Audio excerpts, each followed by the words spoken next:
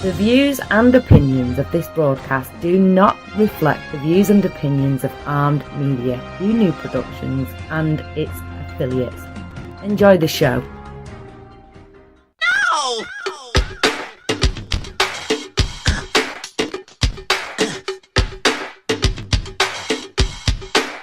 I'm going down to Alphabet Street. I'm gonna crawl.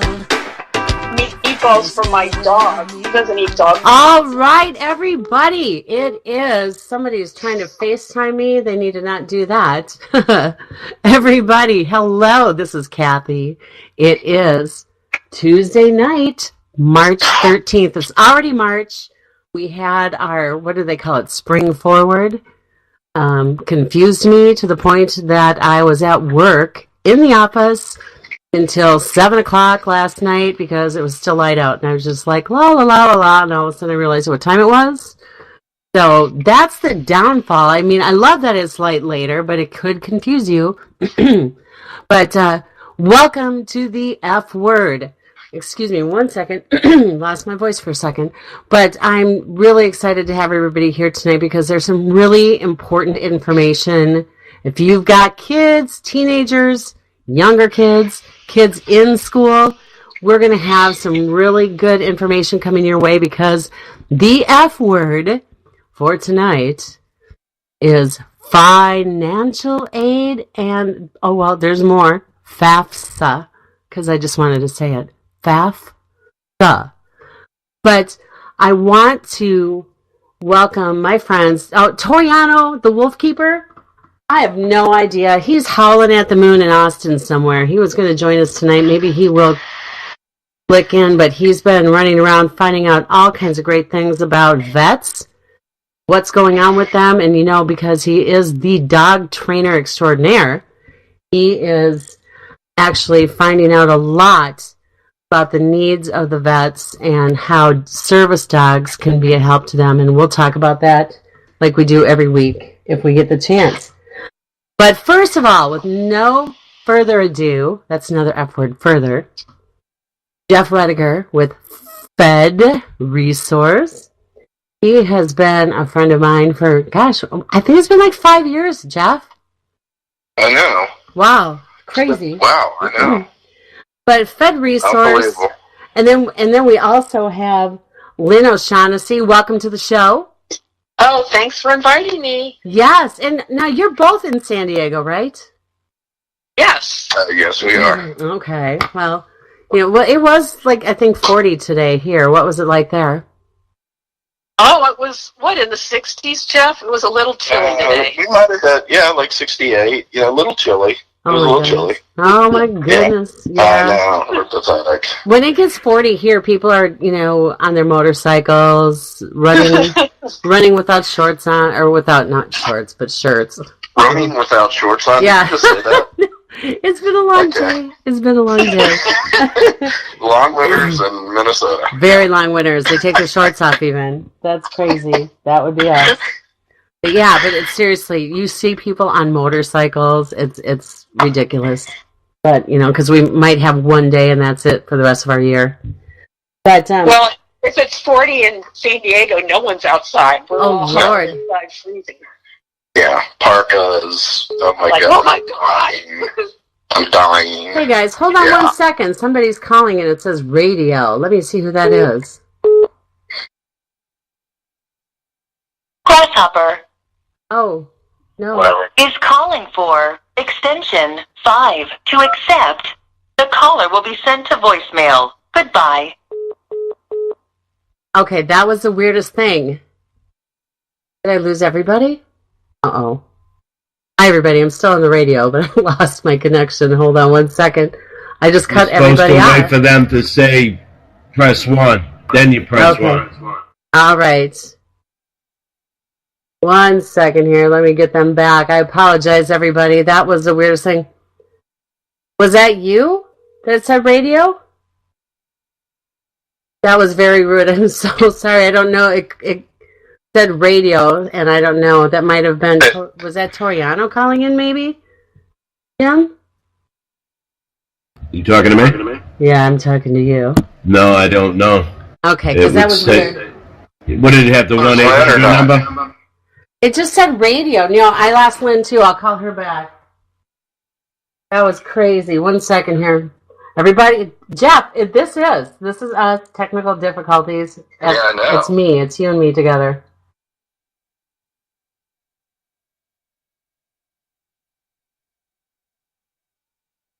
All right, everybody, bear with me. Okay, we're going to get Lynn back. I do not know. Hello. Hi, okay, let me get this.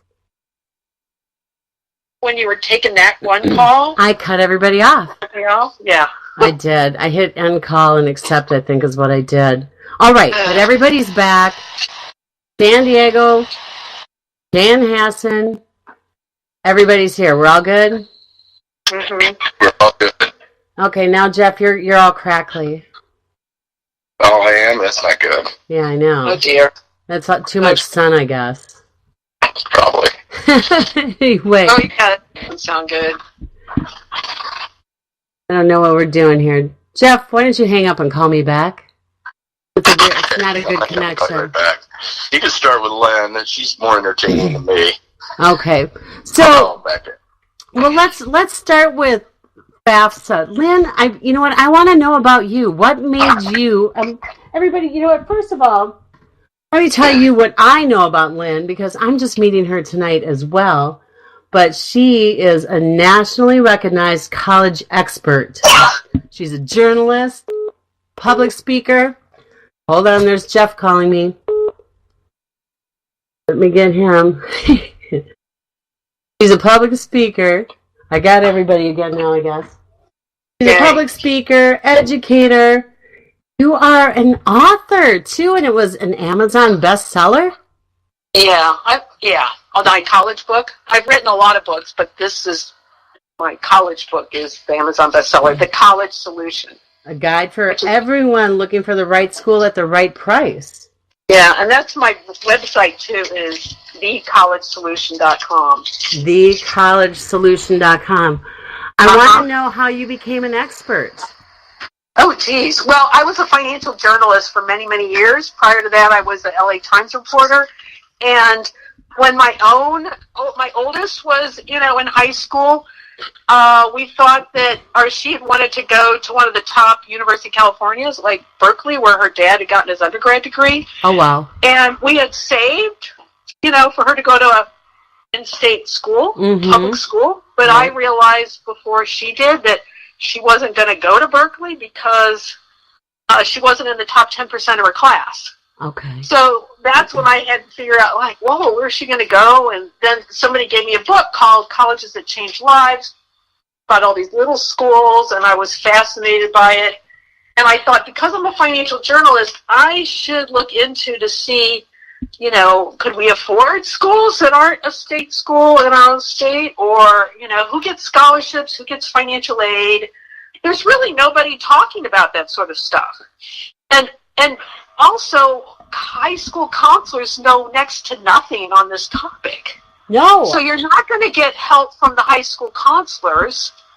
And if you go and hire a private consultant, they usually don't have knowledge or very little knowledge about how to pay for college. Right. They can help you with picking a school, but what good is picking a school if you can't afford it? Right. No, exactly. So Well, so many kids that's how I are got in so into much this. debt. Afterwards, Yeah, too. right. So as a financial journalist, and I've written financial books and written for places like Business Week and Money Magazine and Kiplinger's, places Wow. like that, I thought, why not? No one was writing about, okay, once you're done finished saving for college, how the heck do you stretch that money as far as possible? And I thought, why don't I look into this, not only for my own children, but also just write articles for, the financial magazines that I wrote for. Anyway, I love that. so that's how I got into it. Mm-hmm. Well, Well, if my daughter had, if she had a higher GPA and test scores, then I wouldn't have had to worry about this. But I'm glad that, it worked out really well, because then I found out, wow, there's a lot of great schools out there that people don't know about. And, people should, I think, oftentimes throw a wider net. Right. Don't just look at the same old schools everybody else is looking at. Well, so my oldest son went to the University of Minnesota with his architecture degree. And, you know what? He did it right. I tell you what, he is 28, and for the last year, he was living in New York, working in Manhattan, and he and his girlfriend were just really tired of New York and decided to take off. He worked it out so he could work remotely, and they traveled around the world for a year. Wow. And so he made Manhattan money living in Vietnam for 3 months. Oh, wow. I know, crazy, right? But, okay, so, I mean, he still got student loans, but he was able to really knock down a bunch by, I mean, when you can live on $2 a day in Vietnam. So he never even tapped into his savings while he traveled around the world. So, I know he's got some debt left, but it's getting down there. But what's the average? I'm curious, Lynn. What's the average debt that students are walking out with? Just the average student is, it's probably around 30,000, maybe a little more than that. Wow, is the average. And borrowing is okay, but the thing is, you should be borrowing through the federal student loans, because those are the best loans to get. They have federal protection. So if you end up, graduating and you don't have a job, you don't have a job or you're underemployed, you can join this federal program where you pay back the loan based on what you're making rather than what you owe. So that's the best one to get, is called the direct loan, which is just for students. Okay. Yeah. Can they get that anytime during the year? Like, for example, my youngest son, who's going to North Central University in Minneapolis. Shameless plugs for the schools here in Minnesota, everybody. Is he able to get a loan? Because, like, we had a financial situation happen. Can he get one even though he's already started? Yeah, you should be able to. I mean, did you file the FAFSA? We did, yes. Yeah. So you can do that. You can borrow. Okay. Well, no, and I mean, that's the thing, because most people borrow before the school year starts. Right. And then, of course, you have to file the FAFSA again every year. If you want to get a loan or, need-based grants from schools or the federal government or even your state, right, you have to file the free application for federal student aid, the FAFSA. Okay. Which we did that. Because the thing is he joined basic training because he said he wanted to do that to help pay for school. But, they changed things around, and I'm not real happy with his experience. The recruiters are afraid of me, I'm sure, but I didn't like them coming to my house either. And my wiener dog didn't like it either. He bit one of them in the ankle. But I know. Wow. And he's not a bitey dog. That's what's funny. Wow. But so, all of a sudden, they said, yeah, we're going to pay for your school, pay for your school, pay for your school. Well, they're not. Wow. So there's all these crazy things. I'm literally just in the last week finding out, Lynn. Wow. So that's why I was wondering, like, well, maybe we need to figure out and take out a loan because we weren't planning on this additional amount. Right. And so... Yeah, well, with the federal direct loan, most students as freshmen can borrow up to $5,500, and then your second year borrow up to $6,500, and then the next 2 years $7,500 each. Oh, okay. So that's good. And then and then if you go a fifth year, and most kids don't graduate in 4 years. Right. Then you can borrow up to $31,000. Okay. All right. Well, that's good to know. And that's at the lowest interest rate?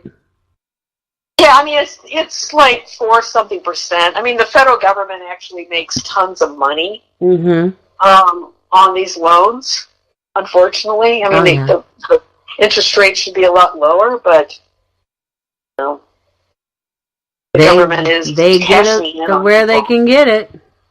I don't know how we have such a big deficit all the time.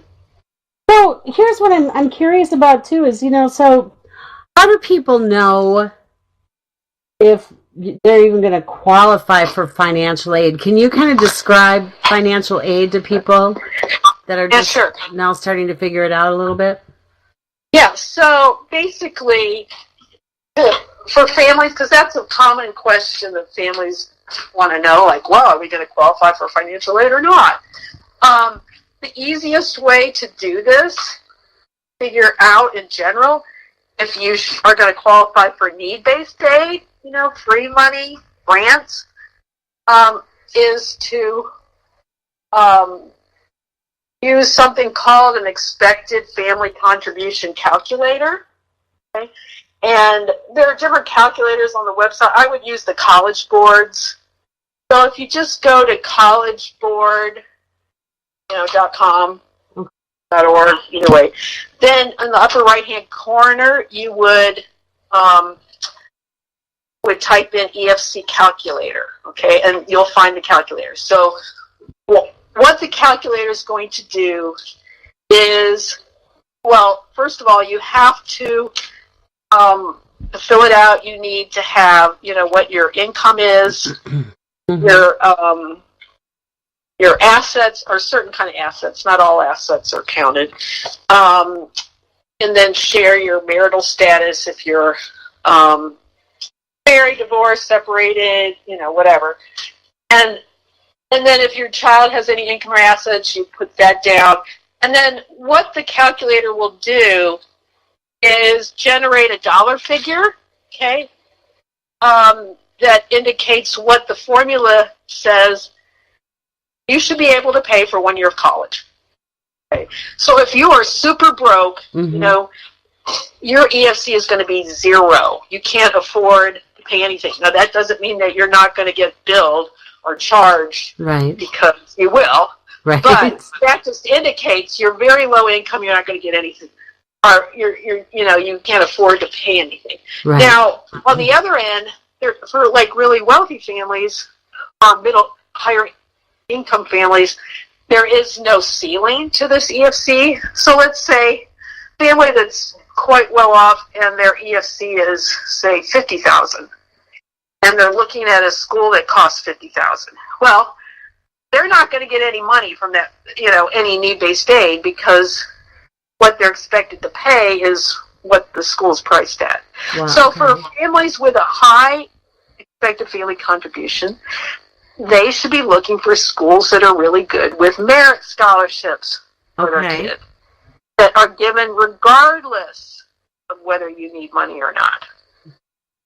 So that's why you like to have use this EFC calculator, because it'll at least give you an idea of, what schools are going to expect me to pay at a minimum for 1 year of school, right? So that's why you could do that even when your child's, say, in middle school or something, just to get some sense of what is coming down the pike for you. Because I know, because it's sticker shock.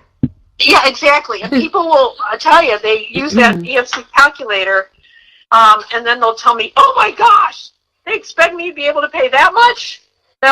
But it's better to know earlier than when your child is a senior in high school, right? Right. So it's really, one, to like get you prepared, and two, to this will signal, should you be looking for schools that give merit aid, a lot of merit aid, or schools that are really generous with need-based aid. Well, how do you find those? I mean, how do you find that out? Well, one way is this is something that I do talk about. I have an online class, and okay, we're going to want to know all of that too.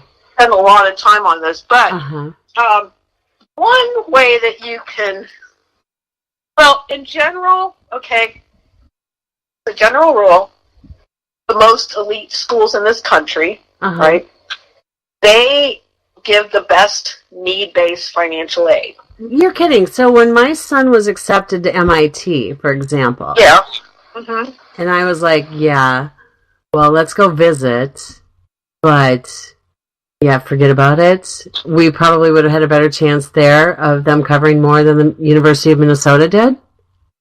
It could, yeah. No, but I did, and I didn't know anything about that. It really depends on what your expected family contribution was. Right. So if you had let's say your expected family contribution was $60,000 and MIT cost that much, then you would have gotten nothing. Right. But if you did have need, let's say your EFC was $30,000 and the school was at that time $60,000, you would have gotten, MIT would have given you $30,000 worth of aid. Wow. So those schools like MIT, Ivy, Stanford, Caltech, I mean, Duke, Rice, they're very good with need-based aid. Very good. Now, some of these elite schools, on the other hand, give zero money to high-income students. Zero. So, if you're aiming for a school like MIT and you don't, or Harvard or Dartmouth or whatever, right, and if you have no need, get out your wallet because you're going to pay full price. But if you have a lower EFC, you could get a lot of money from those schools. So that's why I'm saying you need to know what your expected family contribution is before you start seriously looking at schools. Before you look at schools. Well, and that's, okay, so like the kids send out and they hear back from all these schools, but you should be doing that before they even send out to try to get into these different schools. Absolutely. You should not be, I tell this to parents in my class, don't let your kid, if money is an issue, and it is for almost everyone, I don't care how much money you have, it's almost always an issue. Right. Because people tend to spend more than they make, right? So, if money is an issue, don't let your child apply to any school until they know what the school will probably give them. Now, another very cool tool to use is something called net price calculator. Okay, so net price calculator. So what are those? Okay, a net price. Net price calculator. Okay. Now, a net price calculator is federally mandated, so every school has to have one of these calculators on their website. Okay. So an easy way to do that is to Google the name of the school and net price calculator. Okay. Now, so that's how you find it. Now, when you get this calculator, it's going to ask a lot of the same information that EFC calculator asked about, like your income, assets, that kind of stuff. And if it's a school that gives merit scholarships, it's going to ask, or if it's a big calculator, it will ask, what's your child's GPA or test score, or something like that. Okay. And then the net price calculator will determine, okay, is this kid qualify for federal aid? Is this kid qualifying for any state aid? And is this child going to get money from us, from the school itself? And they add all that up, and then they subtract it from the cost of the school, and that's how you get what your net price is. Okay? So that's why these tools are incredibly valuable, because it used to be that you wouldn't know what school was going to cost you until you apply and get back a letter and all that, right? So you were just applying blind. Yeah. But now you can use these net price calculators to give you a good idea before your child applies anywhere. Okay, is this school going to be doable or not financially? And if it isn't, have a conversation and say, hey, honey, this isn't going to work out. Or if you apply, go, hey, you know what this said, so I don't want to hear any crying if you really want to apply, because if we're not getting the money, you're not going. Right. So, you can have these discussions before, you're at a point where a kid is going, I got into my dream school, I worked so hard to get into this, I want to go there, right? Right. And then it's so emotional and, Yeah. So, And I think it's almost harder on the parent, too, to have to go, yeah. I'm sorry. Yeah. Yeah, because oh my gosh. And you don't, even though you save and you save and you save, and then all of a sudden your kid gets into one of those schools, they get accepted, it's like, I didn't plan on you being that smart before you grew up. Right. Wow. And so many people have dreams of scholarships, too. Before we go on to scholarships, I want to ask you, because you mentioned assets. What do assets do to impact the financial aid that a person can get?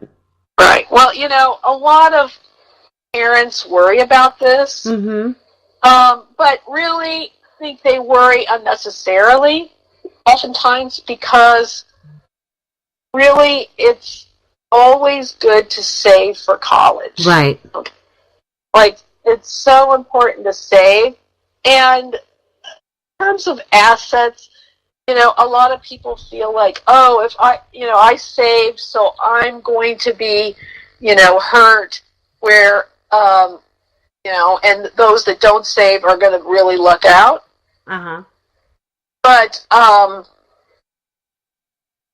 that's not true, because, one, just because you might, saving could impact how much aid you get, it's the aid that you might get if you hadn't saved as much will often be loans. So right. It's better to, have the money saved up. Now, the other thing is a lot of assets aren't even counted. And I'm curious about that. What assets are not counted? Okay, so all your retirement accounts are not counted. Okay. Okay, so like your IRAs, your 401k, your 403b, your 457, any type of IRAs. Okay. Like Roth, traditional, SEP, whatever, okay. POs, you can have all sorts of money piled up, okay? And none of that's going to count against you for financial aid. Okay, that's good. And that's where a lot and it shouldn't, because that's your retirement. That's your retirement. That's not your kid's college fund. So that's good. Now, so that's all ignored. And for most schools, the schools that only use the FAFSA, which are the vast majority of schools, they don't count home equity either. Okay. Okay. So, you could have $1 million home, it's all paid off. That won't hurt your chances for financial aid at the vast majority of schools. There are some private, including all the exclusive schools, they do care about home equity, but how they assess it is going to be different. But they use a separate application called the profile. Okay. But most people just go to schools that use the FAFSA. Okay. Now, so what do FAFSA schools, which are most of them, care about, as well as schools that use the profile? It's your college accounts, right, like the 529 plans or the Coverdell, and your taxable money, right? Like, and the taxable, like your checking, savings, taxable brokerage accounts, right? Right. That's what they care about. Now, this money, though, is assessed at a low rate. It's assessed at between no more than 5% to 5.64%. Okay.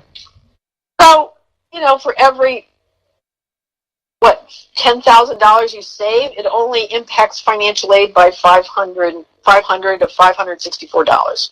Okay. I mean, that's nothing. Yeah. That's why it's so important to save. You're much, much, much better off. And as a matter of fact, when I said, like the FAFSA schools, if you've saved $10,000 and your eligibility for financial aid goes down $564, right? Well, it doesn't even go down that much because the federal government, as well as the profile formula, they automatically shelter some of the parents' non-retirement money. So, really, most people are not going to have.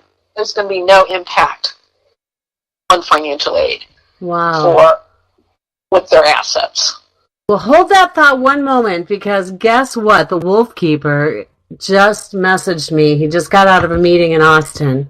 I want him to meet you too, because he's a dad. And I'm going to make you start from the beginning. I'm kidding. Hold on one second. Hold on. All right, everybody. We're going to get that Wolfie man over here. Adding him to the call. Knew he was out howling.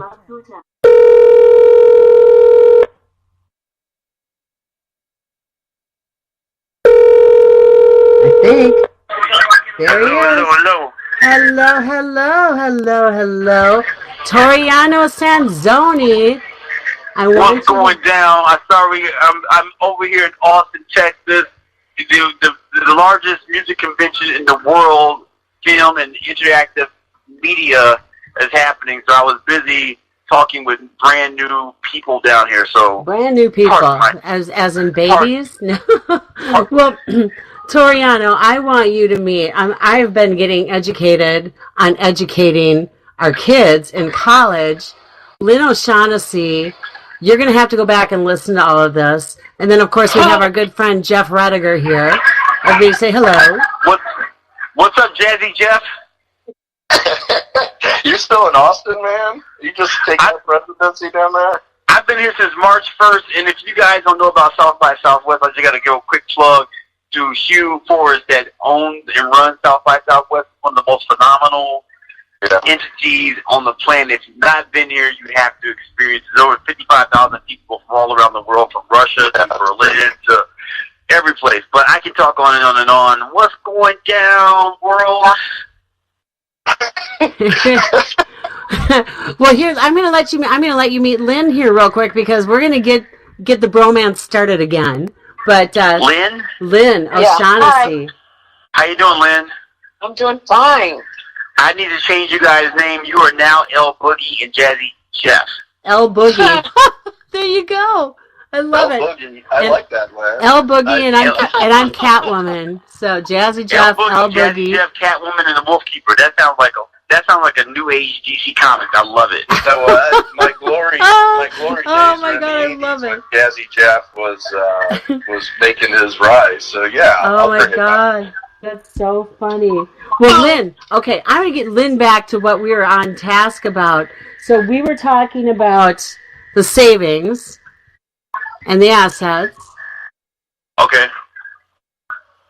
So I'll jump back in, Lynn. We're gonna teach the Wolf Keeper some things. Tell me something. Well, I don't know. What do you want me to say? Teach me, Lynn. Come on, El Boogie. Teach me something new. So what about, Lynn, here's what I want to know. Scholarships. Here's something, because I know a lot of athletes, and these athletes got full ride scholarships, but you know what? I always tell them, hey, Toriano, you need to mute that background somehow.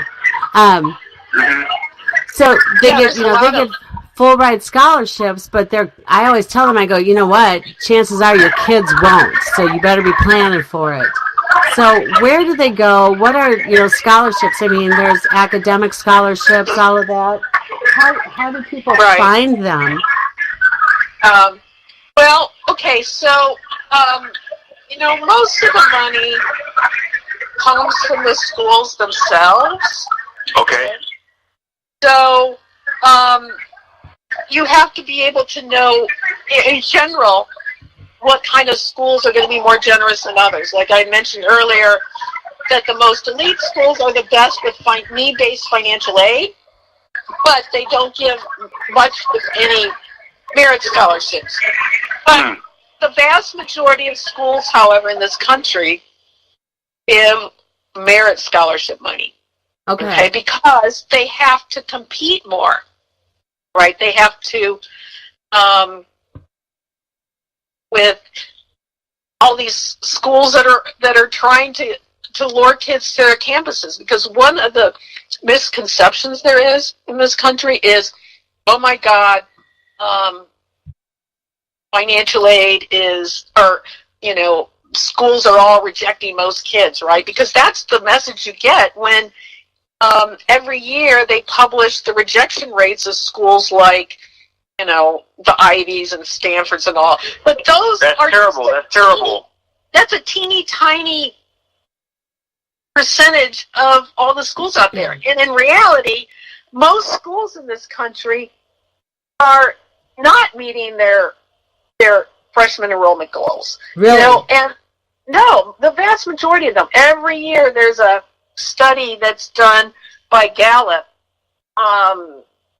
the fall, and every year they survey admission directors at private and public schools across the country, colleges and universities, and every year about 2/3 of these schools say, no, we didn't meet our freshman goals. Wow.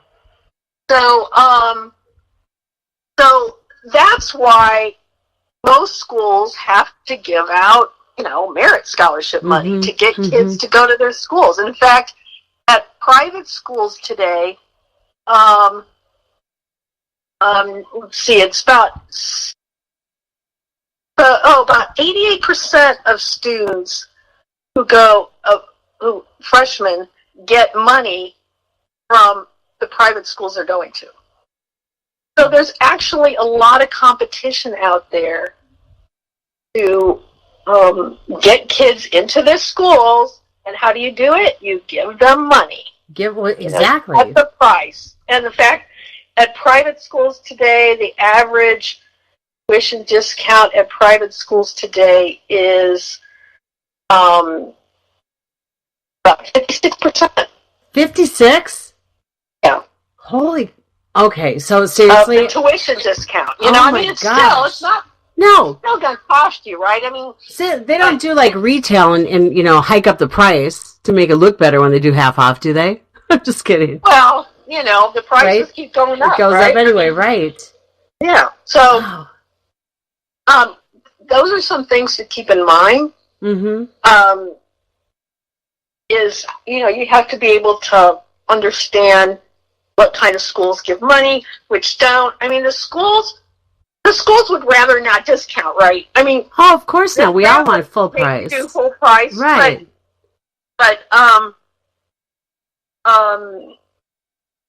the schools, the schools that have to work hardest, which is really no reflection on them, but they have to give more kids money, maybe more money, as opposed to schools that kids want to go to. Like, it's a supply and demand. For instance, a lot of kids want to go to schools in cities on the coasts, right? So, schools, out here on the West Coast, like University of San Diego or Santa Clara University, or Pepperdine.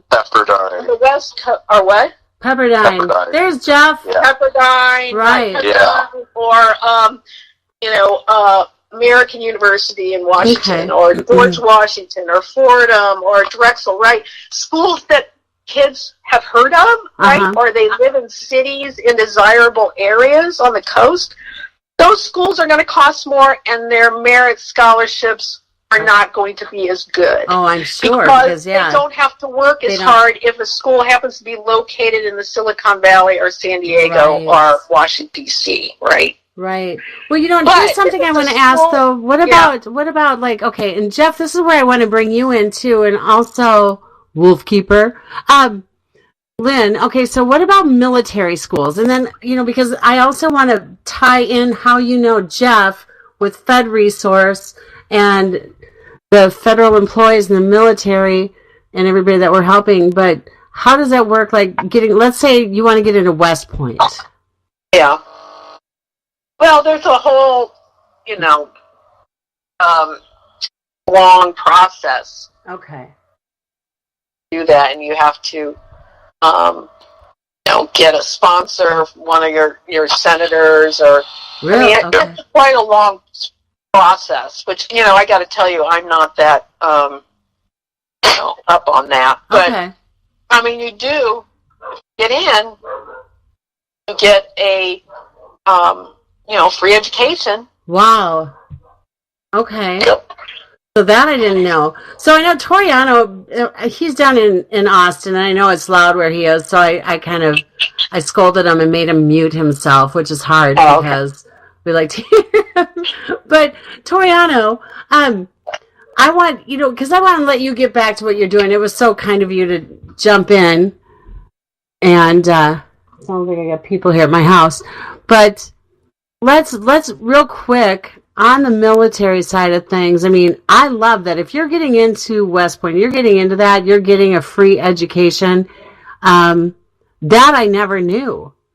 So my dad guarded the Tomb of the Unknown Soldier, so maybe he could have gotten my son into West Point instead of us paying for this North Central University. Yeah, well, yeah, and there's also ROTC scholarship, right? Or, when you're in the military, there's the kind of the GI, I guess the contemporary GI Bill, right? Right. So, you don't have to just get into the military academies to get a lower price. So, Lynn, there's so much information. I want to again, with Jeff, I know you do a lot of webinars with Jeff. A lot of people get to listen in and opt in for more information. Jeff, what do we have set up?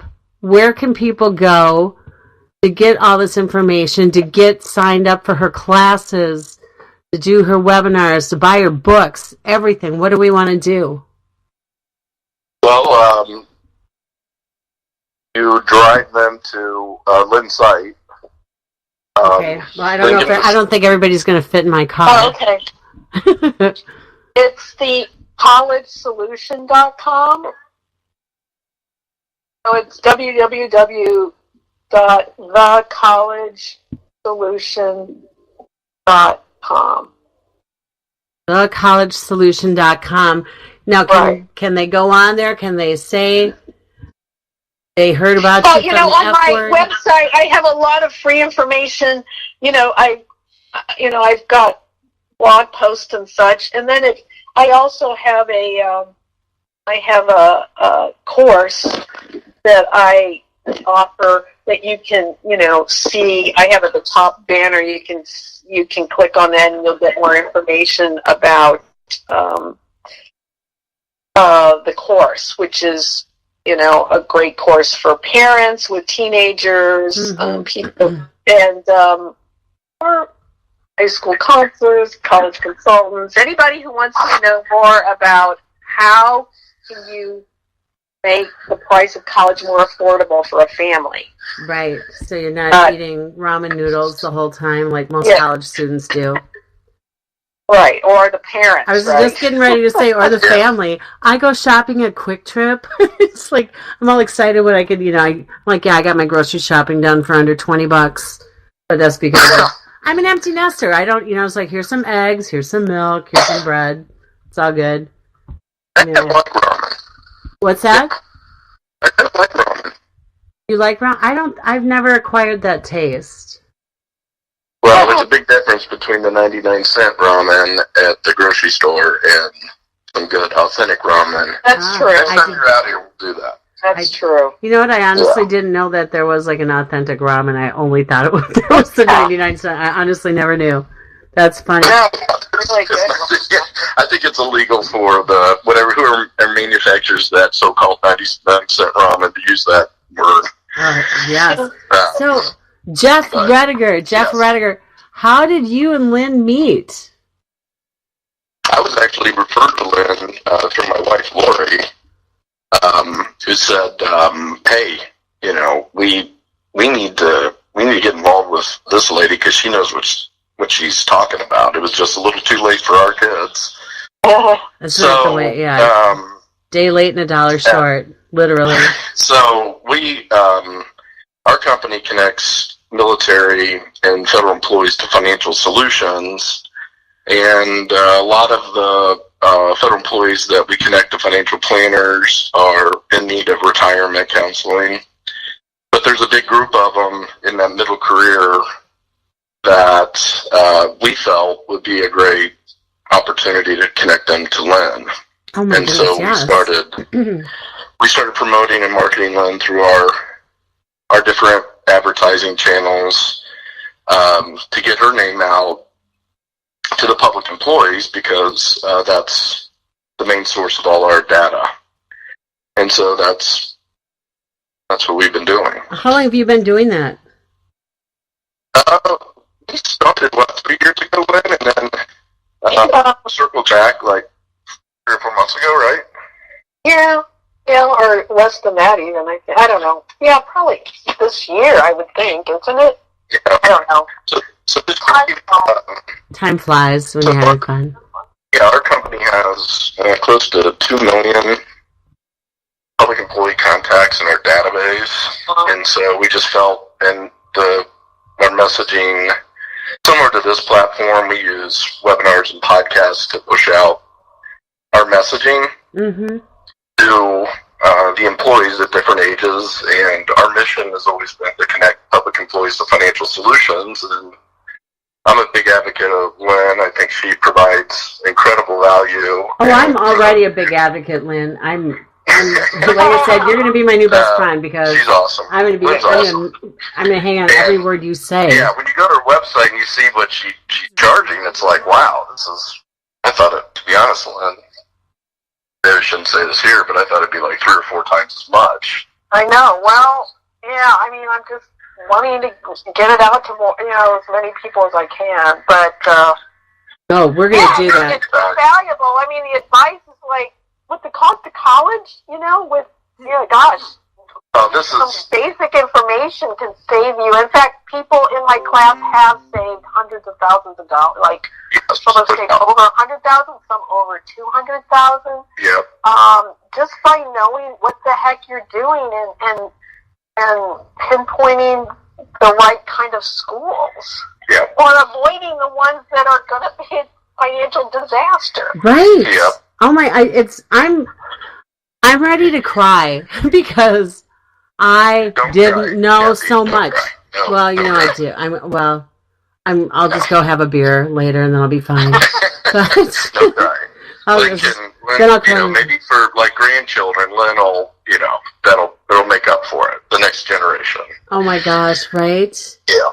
So I mean, for what she charges for these on-demand courses, it's a semester of books for your kids. Oh, for crying out loud! Yeah, no, which is like, I'm sorry. Less in some circumstances because we're finding that it's just, I think it's a racket. These books, I mean, they won't take the used ones. It seems like they're always upgrading them every semester. So if you try to get used ones off Amazon or something, then all of a sudden I get a call from my son saying, "Oh, they're not accepting that now." It's like, you got to be kidding me. So it is. That does sound like a racket. It really does. I mean, it's anything and everything that they can get, they get. Yeah. Crazy. Supply and demand, like Lynn said, the demand's there. Can't blame them. That's right. So So, Jeff, give us a little bit of your background real quick. I mean, we've got about 7 minutes left. We got left me time. 7 minutes. That's I awesome. did. I know. I thought you were trying to run the clock out on me. You know, I think I got enough with Lynn. We don't even have to bring him in. We'll just run it right through. Sure, whatever you want to know.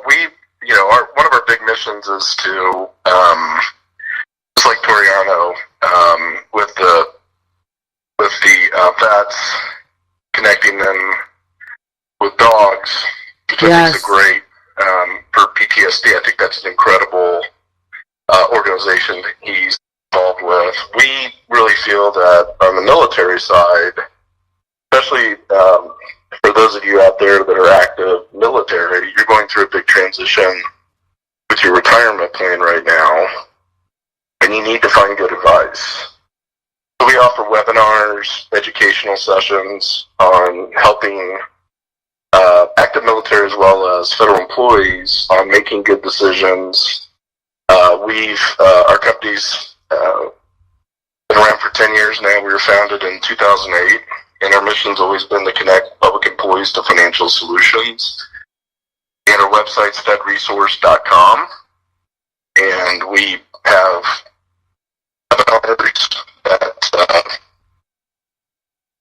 are being conducted on a daily basis on different topics and subjects that if you're pre-retirement or if you're military personnel making a decision to opt into the new retirement system, there's a lot of questions. So, we connect you to financial planners who know these benefits backwards and forwards that can help you navigate. trained by Jeff, mind you. Well, more my team, but I... Right, well, you're the leader of the pack. Jazzy Jeff. Yeah, I kind of like that. I know. That might stick. El Boogie. So, I love it. there's 22 million government employees across the country, and their public pensions are really starting to fall apart. And 35% of those 20 million are now eligible to retire, and some of them can't because they underestimated the value of all their retirement benefits together. Oh my God. And so we sit down and we try to walk them through, helping them understand which pension option to take. The state of California that we're in, Lynn and I, that pension system is bankrupt. In fact, they are now starting to cut benefits to public employees who have served the state of California for years. One municipality and specifically cut the retirees' benefits 50%. So if somebody was bringing in $60,000, the pension they put in 35 years of work on, the state has now cut it in half. Some people don't understand this. Oh my God. Because it's not getting out into the media, but it's it's a huge problem, and there's not enough tax revenue they can generate to bring these pensions back. But no politician wants to address it for fear they're not going to get reelected, so they just keep kicking the can down the road and it keeps getting bigger. But their pension is fine. Their pension's fine, sure. Yes, so it's a huge problem. That's a whole other rabbit hole. Yeah. So we do events per state. So if somebody has a pension system they're concerned about, we can connect them to an advisor that specializes in state public pensions or 403Bs, K through 12 for teachers, and just make sure that they understand through software analysis that we have that has every public pension in it, that we can run an estimate to show them how solvent their pension is, when they should take it, what their Social Security benefit's going to look like, what their qualified retirement or 403B or TSP can be estimated to be valued at, and how they can get to that money. Wow. So it's very important. And it's really so important. We feel like our company can give back for those that have served. And I just feel like they're not getting the advice they need. No, and you know what? And I'm going to talk about my ex-husband. Bless his heart. He's in the VA hospital He literally just got out of the psych ward now. He was almost one of those statistics. Oh my. Yeah, but now he's out in the general population, as they call it, I guess. But he's never had any guidance. And I mean, he was in for 21 years, and I'd always ask him questions, and he always, I know he always counted on being taken care of and having people know what to tell him. And you can't. You have to seek it out yourself, everybody, because they're not going to just come out and tell you. It's just like Social Security. They're not going to come out and tell you which time to take your Social Security, just like with your pensions, just like with college. You have to educate yourself, and you have to go to people like Lynn and like Jeff with Fed Resource and Lynn with the College Solution, because that's where you're going to get your answers. They're not out to be reelected. They're not out to do it for the wrong reasons. I mean, they're doing it for the right reasons, and that's to help us.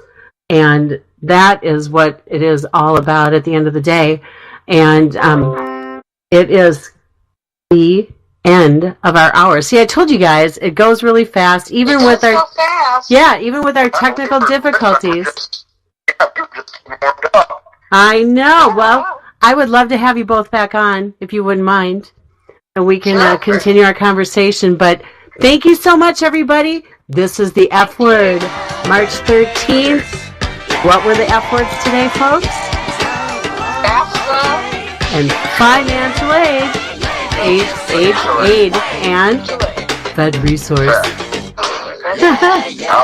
All right. Good night, everyone. Thank you so much.